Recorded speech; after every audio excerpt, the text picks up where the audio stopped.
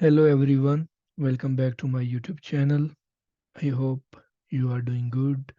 So in this video, I'm going to talk about more in depth about CV for scholarships application. So this video will be in Urdu, and if you want to read this whole guide, you can just check the link from the description which I will post there. So then you can open this PDF and you can easily read all the headings from different aspects in it, like do's and don'ts. You can just click on the desired heading and you can read. But I'm going with Urdu here. So if you are from an English speaking country, or if you don't know Urdu, you can download this and you can read. Okay, let's come back to video. CV okay so इस video में हम बात करेंगे कि CV बनाते वक्त आपको कौन कौन सी मेन बातें जो हर तरह की सीवी में इक्वली एप्लीकेबल है। इसमें सबसे पहले हम बात करते हैं रेज्यूमे और सीवी में क्या फ़र्क है, कैनेडियन और यूरोपियन सीवी में क्या फ़र्क होता है, और कौन से कंपोनेंट्स हैं जो कैनेडियन स्टाइल सीवी में होने चाहिए, और ये कंपोनेंट ज़रूर ज़रूर यूरोपियन सीवी में भी होने चाहिए, और यूरोपियन सीवी थोड़ी सी ज़्यादा फैंसी होती है तो उसमें कुछ एक्स्ट्रा भी हो सकता है। लेकिन अगर आप ये वीडियो देख लेंगे तो अगर आप कैनेडियन सीवी तक भी रहते हैं और वो सबमिट करवाते हैं तो वो भी इनफ होगी, क्योंकि कैनेडियन सीवी सबसे सिंपल और सबसे प्रोफेशनल सीवी होती है। जो बाकी सीवीज इससे आगे अगली स्टेज की होती हैं वो सब फैंसी डिज़ाइंस और कलर्स वाली होती हैं, तो वो इतना उनसे ज़्यादा फ़र्क नहीं पड़ता, बेसिक्स उसमें हों तो वही देखनी होती हैं। आगे एडिशनल टिप्स ट्रिक्स और सजेशन है कुछ, और रिकमेंडेशन फॉर साइज स्टाइल, और आखिर पे R programming data analysis online courses, इन चीज़ों की बातें हैं। चलें सबसे पहले हम देखते हैं कि रेजमी और सीवी में क्या फ़र्क है। तो जो रेजमी होती है वो जस्ट 1 पेज मैक्सिमम होती है, और सीवी 2 पेजेस भी हो सकती है, 3 भी 4 भी, depending on your career level. अगर आप जस्ट डीवीएम में या जस्ट बैचलर्स की है तो 2 पेजेस इनफ है।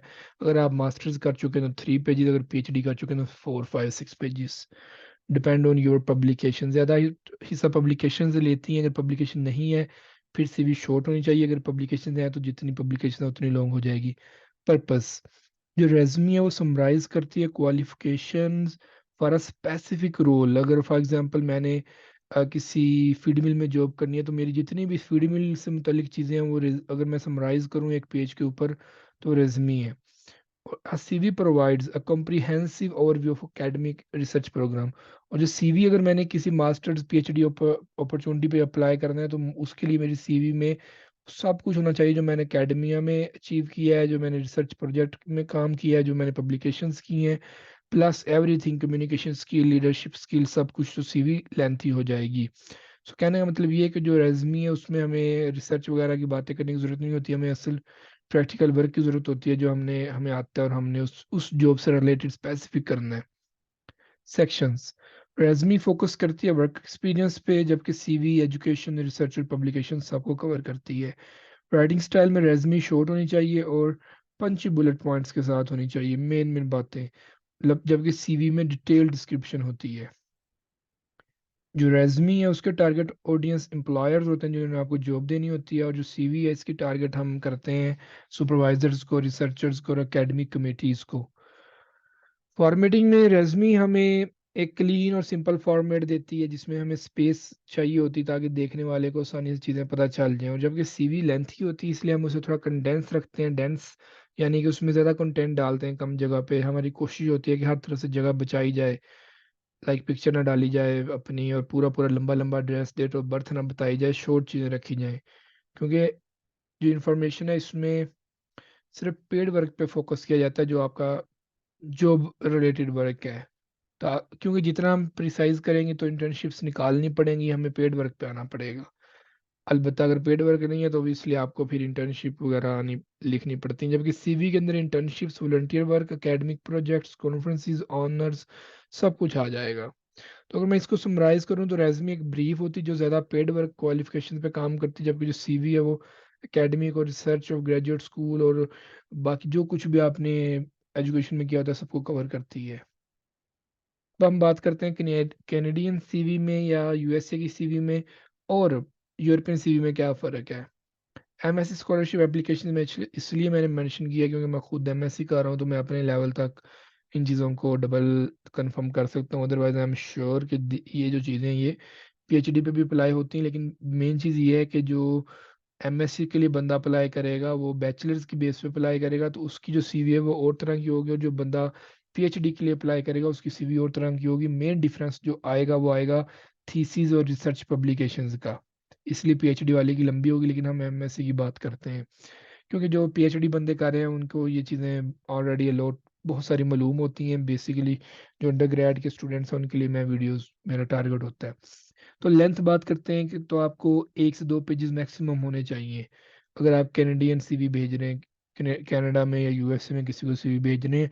पहला पेज आपकी सारी वॉलंटियर चीज़ें ये वो एकेडमिक में जो कुछ किया, दूसरे पेज पे आपके जो रिसर्च स्किल्स हैं, पब्लिकेशन आपने की हो, लीडरशिप स्किल हो, ये चीज़ें आए, ताकि दूसरा पेज बंदे को बताए कि ये बंदे में सारी वो स्किल्स हैं जो एक प्रोजेक्ट में चाहिए team, as a team member.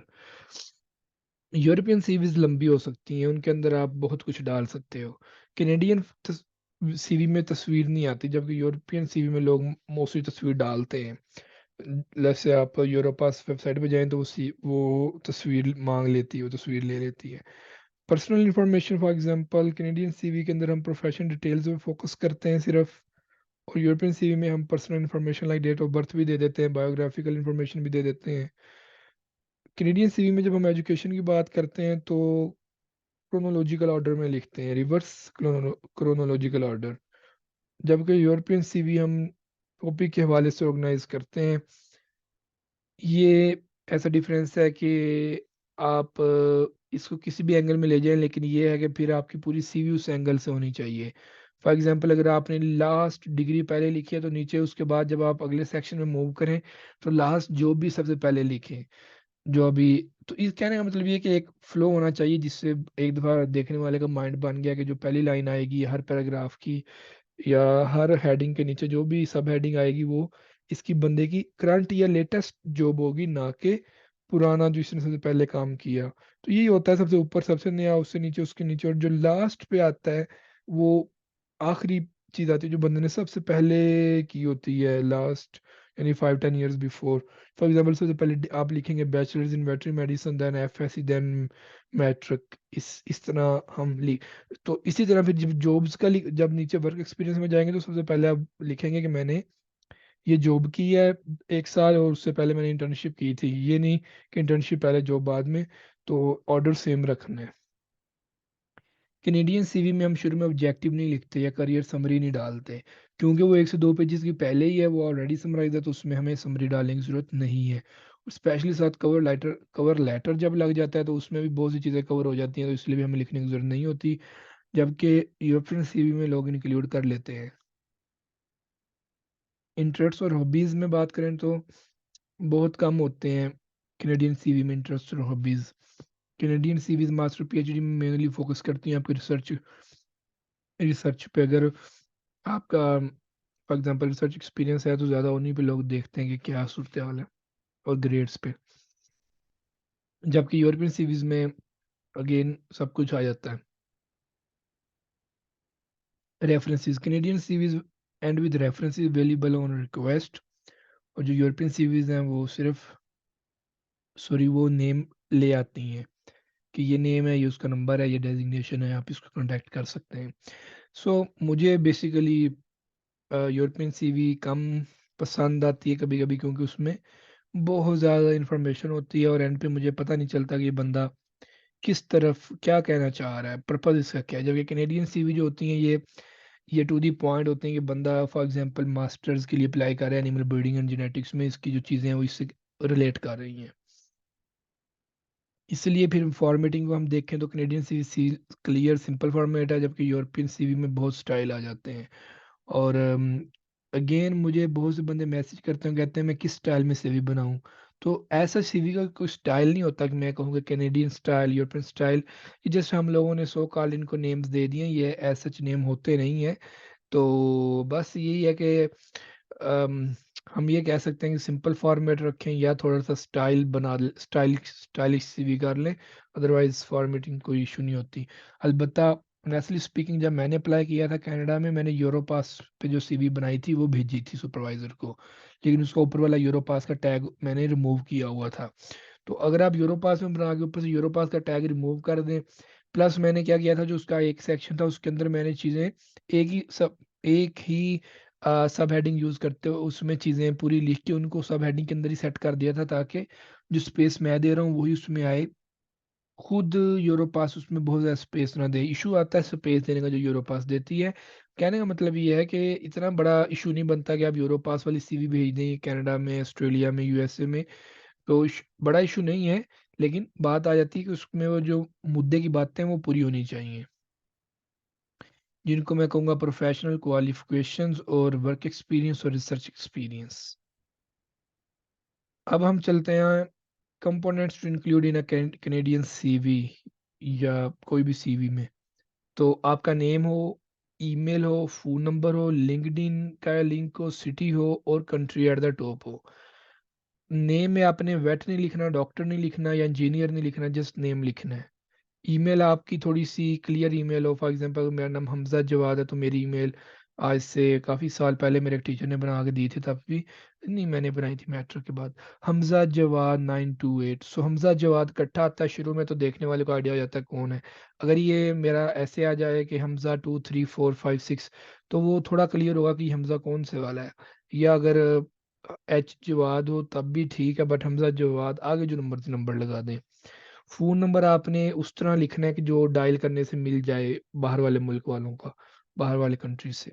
LinkedIn आप पूरा यूआरएल भी लिख सकते हैं, अदरवाइज लिंक्डइन को पकड़ के आप इसको यूआरएल से लिंक भी कर सकते हैं। यहाँ पे ये पीडीएफ इसमें ऑप्शन नहीं आ रहा, अदरवाइज वर्ड में ऑप्शन आता होता है, आप लिंक भी कर सकते हैं। सिटी आपने लिख देना है और कंट्री आपने ज़्यादा से ज़्यादा लिखना हुआ तो एक एक आधी बात आप और लिख सकते हैं, लाइक पोस्टल कोड लिख सकते हैं, क्योंकि यहाँ पे हमारे यहाँ कनाडा में पोस्टल कोड बड़ा मतलब एक वे होता है जिससे हम इजीली सर्च कर लेते हैं कि ये घर कहाँ पे है। पोस्टल कोड कहते हैं या उसको। तो सिटी और कंट्री पूरा आपने नहीं लिखना कि 2 street 3 town 5 this city town this village this, पूरी बात नहीं, उससे जगह हमारा प्रॉपर जगह बचाना। उसके बाद हमने list all post secondary degrees including institution names, program of study and graduation year, highlight your undergraduate degree. So हम अगर आप कह रहे हो कि मैंने सीवी शॉर्ट रखनी है तो जस्ट बैचलर्स मेंशन करो। अगर आपके पास स्पेस से ऑप्शन है तो आप एफएससी मेंशन कर लो, मैट्रिक मेंशन करने की ज़रूरत नहीं है, वो जगह ले लेती है, उसका फ़ायदा नहीं है। तो आप फिर उसमें एफएससी सॉरी बैचलर्स, लाइक अगर आप वेटरनरी मेडिसिन ग्रेजुएट हैं वो मेंशन करें, और जिस अपॉर्चुनिटी के लिए आप अप्लाई कर रहे हैं उससे रिलेटेड सिर्फ कोर्सेज के नाम उसमें डालें कि मैंने ये कोर्स पढ़े हुए हैं। फॉर एग्जांपल अगर आप एनिमल ब्रीडिंग एंड जेनेटिक्स में अप्लाई कर रहे हैं तो आप बायोस्टैटिस्टिक्स डालें, एनिमल ब्रीडिंग एंड जेनेटिक्स डालें, मॉलिक्यूलर मोलेकुलर बायोलॉजी डालें, और लास्ट पे दो कोर्सेज मेंशन करने में हर्ज नहीं है। Number 1 clinical medicine and surgery, और और कोई भी एक आधा जो आपको लगे कि ये कोर्स डालूंगा तो ये मेरे मेरे प्रोजेक्ट से रिलेटेड होगा। फॉर एग्जांपल मैं पैरासाइट पे काम कर रहा हूँ तो मैंने वेटरनरी पैरासाइटोलॉजी भी लिखा था कि मैं, ताकि अगले बंदे को पता चले कि इसने ये चीज़ें पढ़ी हुई हैं जिसके भी ये अप्लाई कर रहा है। सो courses you have taken that relate directly to MSc program you're applying to. Then आता है research experience. Any research assistant roles, thesis projects, lab experience, field work, provide details on your specific contributions. अगर आप किसी भी university में पढ़ रहे हैं, वहाँ पे कोई भी प्रोजेक्ट चल रहा है, फॉर एग्जांपल कैमल की रिसर्च हो रही है, शिप पे हो रही है, किसी पे भी हो रही है, उसके सुपरवाइजर से, प्रोफेसर से मिलके उसके अंदर 1 हफ्ता 2 हफ्ते 3 हफ्ते उनको हेल्प कर दें, असिस्ट कर दें। क्या करने में, जस्ट उनका जो सामान है उठा के लैब से लेके आने में, फार्म से वापस लेके जाने में, या जानवरों को काबू यानी रिस्ट्रेन करवाने में हेल्प कर दें, जस्ट इतनी। तब भी आप लिखने और उनसे रिक्वेस्ट कर देंगे सर मैंने सीवी में मेंशन करना है, काइंडली मुझे अलाउ कर दें, तो वो कहेगा हाँ बेटा कर लो, नो प्रॉब्लम। तो अब अपनी सीवी में लिख सकते हैं कि assisted in data collection in this project, और उसमें स्पेसिफिक कंट्रीब्यूशन में आप लिखेंगे कि मैंने डाटा कलेक्शन में हेल्प की है। और हाँ ये लिखेंगे। अगर आपका इसमें हो क्या सकता है, आप लैब सैंपल एनालिसिस भी लिख सकते हैं, आप स्टैटिस्टिकल एनालिसिस भी लिख सकते हैं कि मैंने इसमें हेल्प किया या मैंने प्रोजेक्ट डिज़ाइन करने में हेल्प की, डिपेंडिंग ऑन आप किस लेवल पे कंट्रीब्यूट कर रहे हैं। बट कहने का मतलब ये है कि किसी ना किसी में ज़रूर थोड़ी सी टांग अड़ा के उससे बेनिफिट ले लें। अब होगा क्या, एक दफ़ा आपने थोड़ा सा आइडिया ले लिया, उसके बाद आपको यूट्यूब पे जाके बहुत सारे लोगों ने रिसर्च रिसर्च के ऊपर कोर्सेज करवाए हुए हैं कि रिसर्च प्रोजेक्ट कैसे डिज़ाइन करना है, रिसर्च प्रपोजल कैसे लिखना है। तो उस पे बहुत सारे कोर्सेज ऑलरेडी मौजूद हैं। अगर अदरवाइज कोर्सेरा पे मौजूद हैं, कहीं ना कहीं जाए, वहाँ से जाके 2-4 कोर्सेज करें, इस पे 1-2-3 हफ्ते लगा लें, ताकि जब आप सुपरवाइजर के सामने अपीयर हो इंटरव्यू में तो आप उसको बोलें जी कि मेरा रिसर्च एक्सपीरियंस है, मैंने प्रैक्टिकली वर्क भी किया है प्रोजेक्ट में, लेकिन वहाँ से जो मुझे बातें मेरी मिस हुई थी वो मैंने फिर ऑनलाइन कोर्स से कवर किया। So I have research experience but no publication. अगर आपसे नहीं हो सकी पब्लिकेशन डीवीएम में या बैचलर्स में, पब्लिकेशन फिर आती हैं तो आप जर्नल आर्टिकल इम्पैक्ट फैक्टर वाला लिख सकते हैं और कॉन्फ्रेंस पेपर पोस्टर प्रेजेंटेशन कर सकते हैं। इस पे मैंने एक अलहदा वीडियो बनानी है कि आप कैसे इसको अप्रोच करें, लेकिन यहाँ पे मैं ये बताना चाह रहा हूँ कि आप स्टार्ट कर लें न्यूज़पेपर आर्टिकल से, स्टूडेंट जर्नल आर्टिकल से, किसी मैगजीन से। उसमें 1-2-4 आर्टिकल लिख के अपने टीचर्स को, अपने सीनियर्स को दिखाएं।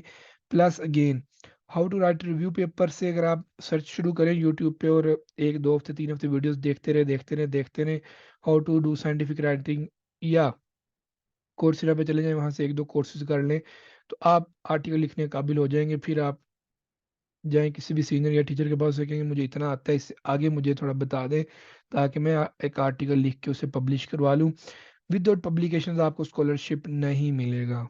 मैं इसलिए इसको नहीं कह रहा हूँ ताकि आपको ज़्यादा इससे ज़्यादा थोड़ी फील हो। बिल्कुल नहीं वाली बात तो नहीं है, बट चांसेस कम हो जाएंगे। आजकल हर बंदा, थर्ड बंदा आर्टिकल पब्लिश करता जा रहा है। नो डाउट कि हम इन चीज़ों को उस तरह इनकरेज नहीं करते कि लो क्वालिटी चीज़ों को पब्लिश किया जाए लो क्वालिटी जर्नल्स में। बट अगेन इट कम्स के आपको अपने सीवी में एक वो मतलब खाता खोलना है, आपने अपना एक काम शुरू करना है, फर्स्ट पब्लिकेशन आपने करनी है, तो उसके लिए आपको जहाँ मौका मिलता है वहाँ कर दें। और डिपेंडिंग ऑन आपके वो वर्क की क्वालिटी क्या है, जब वर्क की क्वालिटी आपकी होगी तो आपकी कॉमन सेंस आपको बताएगी कि मुझे यहाँ पे सबमिट करवाना चाहिए या नहीं सबमिट करवाना चाहिए। इसके लिए आपको आपका एक्सपीरियंस भी बताएगा। एनीवे आप अपने दोस्तों के, सीनियर्स के, टीचर्स के आर्टिकल पढ़ सकते हैं, वो किस क्वालिटी के हैं और कहाँ पब्लिश हैं, उस क्वालिटी को आप भी बना के लाएं। प्रेजेंटेशंस, इस पे भी मैंने एक अलहदा वीडियो बनानी है कि आप जब सुपरवाइजर को प्रेजेंटेशन दें तो उसमें क्या होना चाहिए। कभी कभी सुपरवाइजर कहते हैं कि अपनी प्रेजेंटेशन दें या अपना इंटरव्यू दें, तो उस पर एनीवे सो आप कॉन्फ्रेंसेज अटेंड करने की कोशिश करें, वहाँ पे कुछ ना कुछ प्रेजेंट करें। अगर आपकी रिसर्च नहीं भी है तब भी आप एक अब्स्ट्रैक्ट लिख सकते हैं और उसको पब्लिश कर सकते हैं कि ये आपका आइडिया है, ये रिसर्च पॉसिबल है। उसमें सीनियर्स की ज़रूर हेल्प लें, प्रोफेसर की ज़रूर हेल्प लें, लो क्वालिटी वर्क पे ना जाएं। Then honours and awards, scholarships, academic honours, excellence awards, ये चीज़ें मेंशन करनी है। ये मैं आपको हम बात कर रहे हैं components to include in a Canadian CV, जिसमें हम डायरेक्टली आ रहे हैं कि हमने अपना तारफ़ करवा दिया, फिर हमने अपनी तालीम बताई है जो उस प्रोफेसर के हिसाब से रिलेटेड है, कोर्स वर्क बता दिया, एक्सपीरियंस बताया, पब्लिकेशंस बताई हैं, प्रेजेंटेशंस बताई हैं। अब अगर ये सारी चीज़ें आपकी सीवी में, ये जो मैंने अभी तक की हैं, ये मौजूद होनी चाहिए। इसके अलावा आप जो मर्ज़ी लिखते रहे, नो वन केयर, बट ये बातें ज़रूर होनी चाहिए as soon as possible. CV शुरू हो पढ़नी तो शुरू में बंदे को ये बातें मिलनी शुरू हो जाएंगी, बंदा मेरे काम का है। देन जब आपने ये स्कॉलरशिप अकेडमी इनके साथ डेटें ज़रूर लिखनी कि कब आपको मिला था ये, तो वो डेट से आइडिया होगा कि आप कब कब मिलता रहे। लीडरशिप मेंशन करना बहुत ज़रूरी है। उसमें आप लिख सकते हो कि मैंने एक सोसाइटी रजिस्टर करवाई है, मैंने एक कंपेन को इनिशिएट किया था, मैंने सोसाइटी का एक प्रोजेक्ट था उसको मैंने अरेंज किया, सारी मैनेजमेंट की मैंने, कम फार्मेसी कंपनी से कांटेक्ट करके उनसे मैंने फंडिंग्स ली हैं, मैंने एज ए टीम लीडर मैंने मेंटोर किया लोगों को, मेरे पास सुपरवाइजर एक्सपीरियंस रहा है। सो ये जो चीज़ें ये बहुत इंपॉर्टेंट है। इससे पता चलता है कि बंदा कल को मेरे लिए सुपरवाइजर समझेगा, मेरे लिए ग्रांट्स लिखेगा, पैसे लेके आएगा कंपनी से, ग्रांट्स का एक्सपीरियंस है। तो वो एक्सपीरियंस कैसे आया, सोसाइटीज में काम कर करके। और टीम वर्क बंदे को आता है, बंदे में हौसला है, बर्दाश्त है, फिर ही लीडर बनता है। कम्युनिटी इन्वॉल्वमेंट में वॉलंटियरिंग और आउटरीच प्रोग्राम पार्टिसिपेटेड इन, ये जो चीज़ें होती हैं बंदे की सॉफ्ट स्किल्स बताती हैं, बंदे का हौसला बताती हैं कि बंदे को शौक है चीज़ों का। ये बहुत ही इंपॉर्टेंट है। स्किल्स आपने वो मेंशन करनी है जो टोटली रेलिवेंट हो उस प्रोजेक्ट से। For example programming language her project में चाहिए, ये डाटा एनालिसिस के टाइम पे ज़रूरी होती है। डाटा एनालिसिस सॉफ्टवेयर जो आपको आते हैं, लैब टेक्निक्स जो उससे रिलेटेड। फॉर एग्जांपल मैंने पैरासाइटोलॉजी से मुतलिक एनिमल जेनेटिक्स के प्रोजेक्ट में अप्लाई किया है, तो मैंने उसमें लिखा कि मुझे लैब में जो पैरासाइटोलॉजी टेक्निक्स होती हैं लाइक फीकल अकाउंट, इस तरह की मैक मास्टर टेक्निक ही है वो। टेक्निकल एबिलिटीज़ में आप लिख सकते हो कि माइक्रोसॉफ्ट पावर पॉइंट और ये जो चीज़ें जितनी भी हैं, इसके लिए ये होता है कि आप लोगों की सीवीज पढ़ते हैं, आप देखते हैं कि उन्होंने कौन सी टर्मिनोलॉजीज यूज़ की हैं, स्किल्स के सेक्शन में आप उनमें से फिर थोड़ी चोरी कर लेते हैं कि जो जो आपको आती हो वो वाली। और सर्टिफिकेशन होनी चाहिए आपके पास, कोर्सेरा से हो जाएं जितनी ज़्यादा, या अच्छी अच्छी ऑर्गेनाइजेशन से। Have 3 to 5 references ready to provide if requested, reference from CV पे इनको सबको ना लिखें, क्योंकि ये आधी सीवी का पेज ले लेंगे, या आधा आधे से कम हिस्सा सीवी के पेज का ले लेंगे और इसका यूज नहीं है। सिंपली मेंशनिंग रिसर्चेबिलिटी आपकी क्लियर होनी चाहिए, एकेडमिक एक्सीलेंस आपने शो करनी है, कम्युनिकेशन स्किल्स शो करनी है और लीडरशिप स्किल्स शो करनी है 102 पेजेस के अंदर। इसके अलावा जो मर्जी कर दें, नो वन केयर्स, बट ये जरूर हो। ओके, अब हम बात करते हैं क्या करना है क्या नहीं करना। सबसे पहले क्या करना है, focus on showcasing your research experience, publications, academic achievements and relevant skills. These carry the most weight. Do organize section chronologically, starting with the most recent degrees, जैसे ऊपर बात की है कि जो भी डीवीएम की डिग्री है, जो भी बैचलर की है वो, और फिर अपॉइंटमेंट्स और पब्लिकेशंस नीचे जाते जाएं हर सेक्शन में। Appointments Murad work experience. Do B concise, use bullet points rather than lengthy paragraph. पूरा पूरा पैराग्राफ ना लिखें कि आई joined this company and did this and I got good promotion. लिखें इसको, यानी कि एक्शन वर्ड्स में 4-5 बुलेट्स पॉइंट में कवर करें। मैं ये आपको ना बाद में दिखा भी दूंगा, अगर आपने मेरी एक वीडियो पहले नहीं देखी। For example production manager participated in establishing the feed mill from marketing strategies to plant setup, participated, oversaw, trained। so ये एक्शन वर्ड्स होते हैं, ये ज़्यादा बेहतर होते हैं। then tailor your CV for each application by highlighting the most relevant experiences and skills। और उसके बाद, सॉरी, उसके बाद आप इंश्योर करें कि फॉर्मेटिंग में कोई गलती ना हो, टाइपो ना हो, कोई एरर ना हो। फॉर एग्जांपल अगर ये सीवी देखें, इसके अंदर मैं आपको गलतियां दिखाता हूँ। इसके अंदर इसके अंदर कहाँ पे गलती, यस, जैसे ये बुलेट पॉइंट है, ये इधर आना चाहिए था जो कि ऊपर चला गया। जब ये इधर जाता है तो ये कंफ्यूज करता है पढ़ने वाले को। लीडरशिप स्किल में ये सब हेडिंग्स हैं और ये हेडिंग है, तो हेडिंग में क्या लिखा और सब हेडिंग मैच नहीं कर रही, हालांकि इधर गया हुआ है। और यहाँ पे ये जो बड़ी लाइन आई हुई है, जब ये चीजें देखते हैं ना रिव्यूअर, वो कहता है बंदे ने सीवी पे टाइम ही नहीं लगाया हुआ, तो फिर पसंद नहीं करता कि इसने मेरे जिस जिसके लिए अप्लाई कर रहा है, इसने मेरी चीज में इंटरेस्ट नहीं लिया, ये रिस्पॉन्सिबल बंदा है।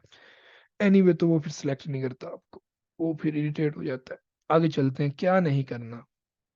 जब आपने 1 से 2 पेजेस या 3 पेजेस की सीवी बनानी है, तो आपने इरेलीवेंट वर्क एक्सपीरियंस ऐड नहीं करने, जो उस प्रोग्राम से रिलेट नहीं करते। और जब भी आपने कोई एब्रीवेशन उसमें डालनी है, तो फर्स्ट टाइम उसको डिफाइन करना है। For example doctor veterinary medicine लिख के आगे डीवीएम ब्रैकेट में डाल के, अब नीचे आप लिख सकते हो सीवी के लास्ट पेज पे भी कि डीवीएम वोन gold medal in first semester during DVM. अगर आपने ऊपर कहीं भी डीवीएम को नहीं बताया हुआ और नीचे आप डीवीएम लिखोगे, तो पढ़ने वाला उसको इग्नोर कर देगा कि ये मुझे नहीं पता क्या है। हॉबीज और इंटरेस्ट्स तभी मेंशन करो अगर वो प्रोफेशनली रेलिवेंट है। फॉर एग्जांपल मैं लिख दूं कि कलेक्टिंग पोस्ट स्टैम्प्स या कलेक्टिंग ओल्ड करेंसी, तो ओके ये हॉबी ठीक है, लेकिन इसका बेनिफिट नहीं है।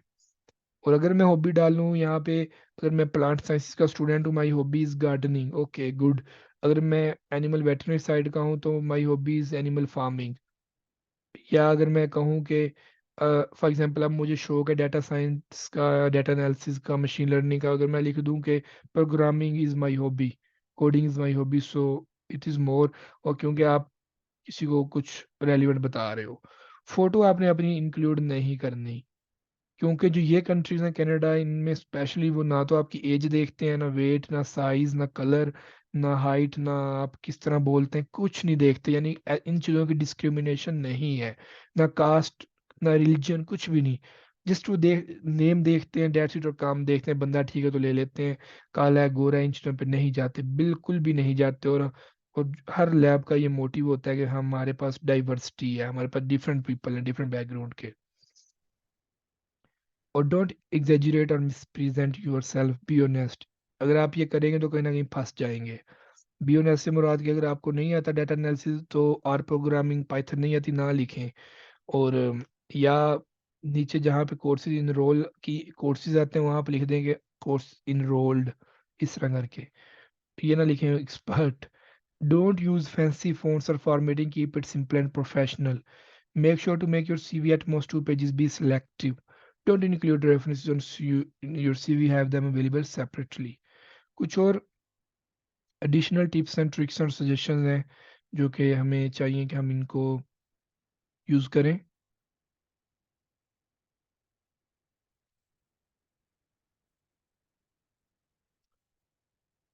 सो हम एडिशनल टिप्स पे थे। तो quantitative facts, data matrix, when describing responsibilities and accomplishments in your experience section, this give tangible evidence of your achievement. For example, अगर हम बात करें तो ओके, मैंने यहाँ पे 10 टन कैपेसिटी यूनिट लिख दिया ताकि पढ़ने वाले को ज़रा ज़्यादा आइडिया हो कि मैंने क्या किया, बजाय इसके मैं लिख दिया कि मैंने सिर्फ काम किया है फील्ड मिल में। मैंने यहाँ पे लिख दिया trained and guided 10 staff member. So यहाँ से आइडिया होगा पढ़ने वाले को इसकी कैपेसिटी बंदे की है 10 लोगों के साथ काम करने की। ये वो नहीं जिसने 300 की फैक्ट्री मैनेज की हो। तो ये चीज़ें हैं। इसी तरह आप लिख सकते हो कि मेरे वहाँ पे काम करते हुए 30% इंक्रीज आया प्रॉफिट में या नेट प्रॉफिट मार्जिन में। तो ये जो टर्मिनोलॉजी है इनको भी समझ लेना पहले लिखने से कि नेट प्रॉफिट क्या है या क्या ओवरऑल गेन है। किस तरह जनरली लिख देना कि फैक्ट्री को 10% तरक्की मिल गई, तरक्की किस चीज़ में मिल गई, ये बात है। तो चीज़ों को फैक्ट्स डाटा देना है, सब्जेक्टिव नहीं होना। Tailor your skills section for each application by carefully matching hard skills and soft tools listed in the job program description. तो जॉब और प्रोग्राम या डिस्क्रिप्शन को अच्छी तरह पढ़ें, उसके बाद अपनी हर तरह की स्किल उसके हिसाब से मैच करें। कुछ लोग मुझे सीवी भेज देते हैं रिव्यू करवाने के लिए, मुझे नहीं पता होता कि वो किस प्रोग्राम के लिए अप्लाई कर रहे हैं, किस जॉब के लिए अप्लाई कर रहे हैं। उस टाइम फिर मुझे लाइक अगर मैं 10 चीज़ें चेक कर सकता हूँ तो मैं 5 करता हूँ, क्योंकि बाकी 5 इस पर डिपेंड करती हैं कि बंदे ने जो चूज़ की हैं चीज़ें वो वाकया इससे मुंसलिक हैं या नहीं। फिर आता है जी कि प्रायोरिटी आपकी होनी चाहिए कि रीडेबिलिटी उसकी आसान हो। उसके लिए कंसिस्टेंट स्ट्रक्चर यूज़ करो, क्लियर हेडिंग यूज़ करो, वाइट स्पेस होनी चाहिए हर सेक्शन के दरमियान में, और बुलेट पॉइंट्स इजीली स्कैन हो जाए। हर जगह पे कोशिश करो 2 से 3 रिसेंट और रेलिवेंट एक्सपीरियंस होने चाहिए। लाइक 2 जॉब्स लिख दो अगर आपने 5 जॉब्स की हुई हैं। 3 पब्लिकेशंस लिख दो अगर आपने 10 पब्लिकेशंस की हैं, जो आपको लगे कि ये सबसे ज़्यादा रेलिवेंट और इम्पोर्टेंट है अगले बंदे के लिए जानना। और फिर ये है कि सीवी बनाने के बाद आप ज़रूर ज़रूर फीडबैक लो अपने एडवाइज़र से। अगर करंट सुपरवाइज़र के पास आप हो बैचलर्स में, तो आप उसको भी कह सकते हो कि मैं मास्टर में अप्लाई कर रहा हूँ, मेरी सीवी चेक कर दो।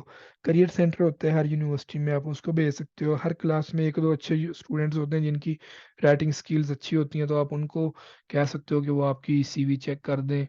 तो इससे अच्छा हो जाता है, क्योंकि जब फ्रेश आई पड़ती है ना किसी भी सीवी के ऊपर, तो जो गलतियां वो पकड़ती है वो हम लोग नहीं पकड़ते, क्योंकि हम समझते हैं कि ये सीवी में कोई गैप नहीं है, सीवी बहुत अच्छी है, बट वो लोग बता देते हैं।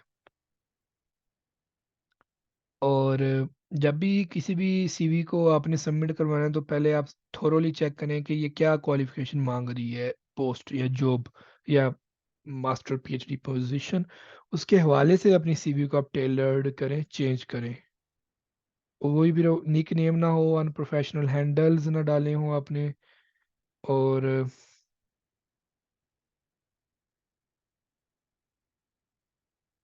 इसके अलावा हर दफ़ा अपनी सीवी अपडेट करें जब भी कहीं भी आपने सबमिट करवानी है। और इसके ऊपर आप ये भी कर सकते हैं कि सॉफ्ट फॉर्म में एक साइड पे डेट मेंशन कर दें कि लास्ट अपडेट।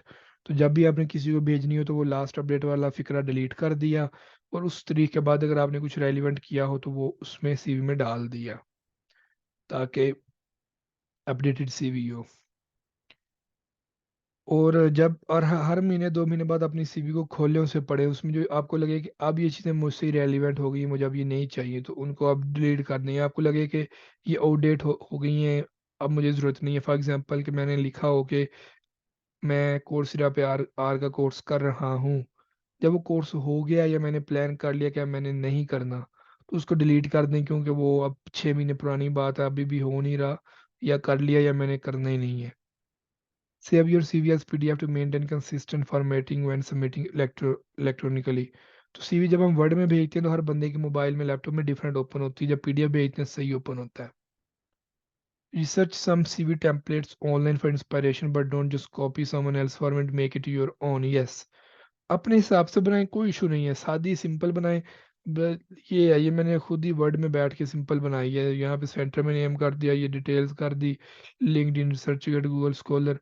इससे अब पता नहीं मैं क्या नाम दूं फॉर्मेट का। मुझे एक दो बंदे ने पूछा इसके क्या फॉर्मेट का नेम क्या है, मैंने कहा सिंपल सीवी, और ब्रैकेट में मैंने कनेडियन सीवी लिख दिया, हालांकि ना ये कनेडियन है, ये सिंपल है जैसे आम होती है, कोई इसमें बड़ी बात नहीं है।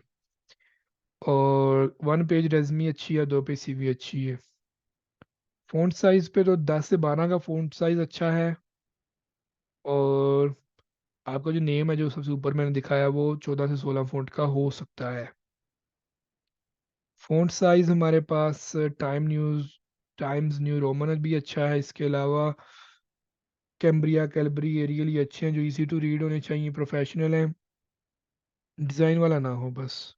Colour black font on white background is best, क्योंकि अगर आप प्रिंट भी करवाओगे तो ये बहुत अच्छा आएगा।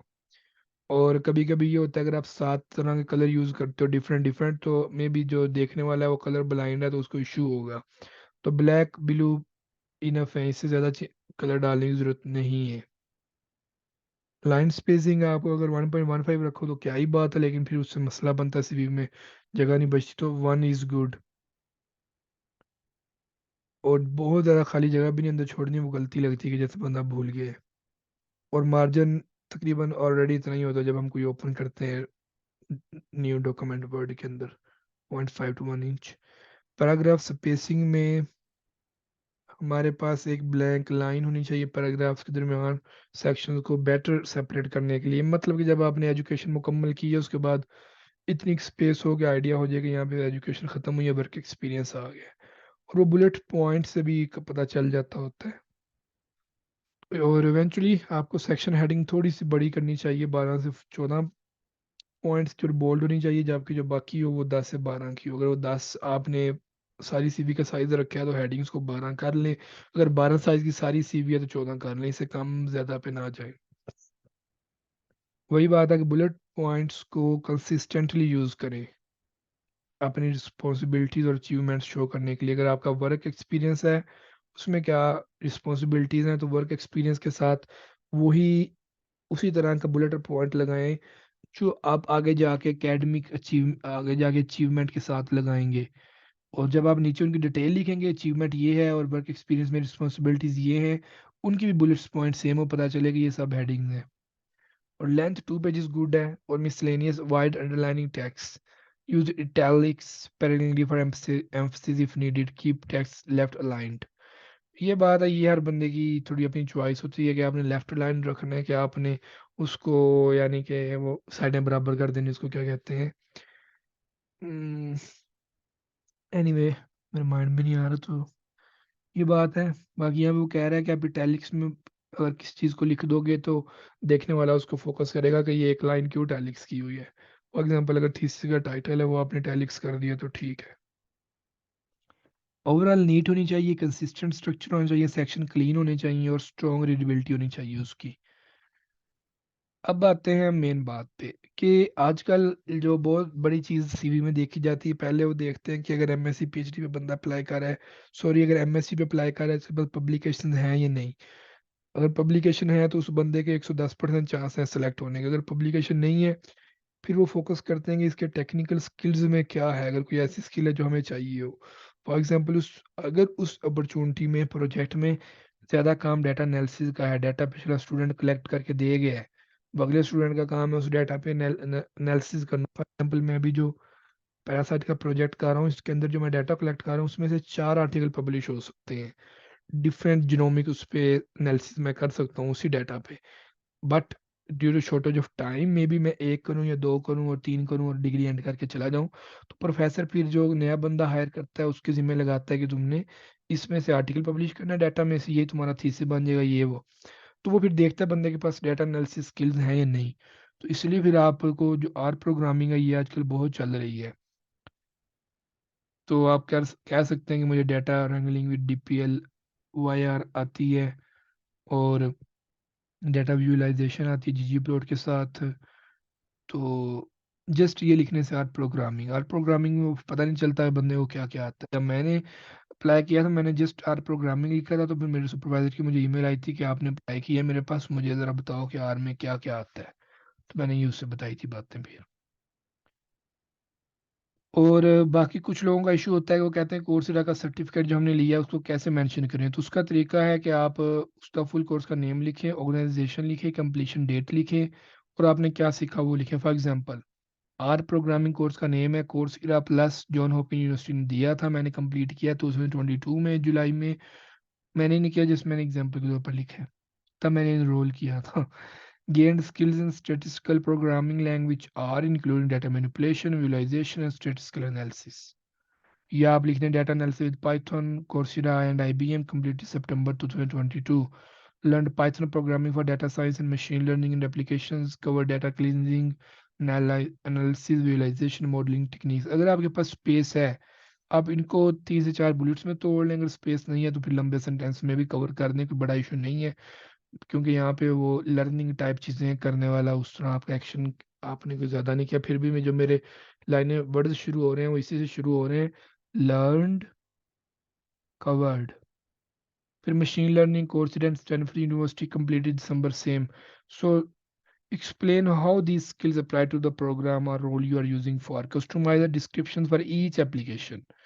Use your knowledge from these courses to analyze and visualize data for class projects. This gives you concrete example to talk about।